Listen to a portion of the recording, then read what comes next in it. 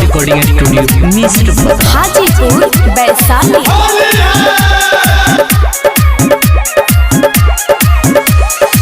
आज भौजी डाले दोना कर जनी माना, रंगे खातिर गाल तोहर भैनी हम दीवाना, रंगे खातिर गाल तोहर भैनी हम दीवाना।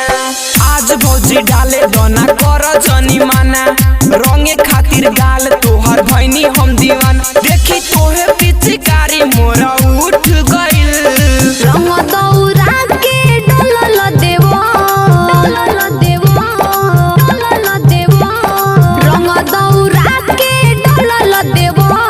चोल के डोरी टूट गइल, भागल जहनी देखी तोहके, भागत में लुगा उठ गइल, टूट गइल,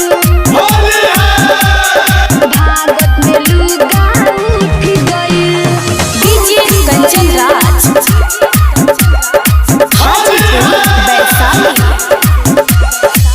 गजबे तोहार गोरे गाल बा, छोड़ दे और बुरा हाल बा, छोड़ दे और बुरा हाल बा, गजबे तोहार गोरे गाल बा, छोड़ दे और बुरा हाल बा। और लाल बिरवा रंगवा तोरा भीतर हम घुसाए, जान जाइब सैया हमर बहुते उखियाई, मजा लूटे वाला सब केहू लूट गइल। रंग दौरा के डोलल देवो, डोलल देवो, डोलल देवो, रंग दौरा के डोलल देवो।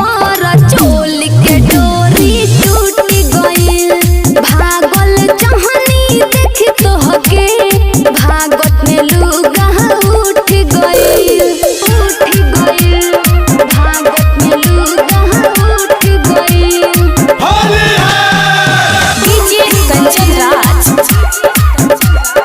हाजीपुर वैशाली।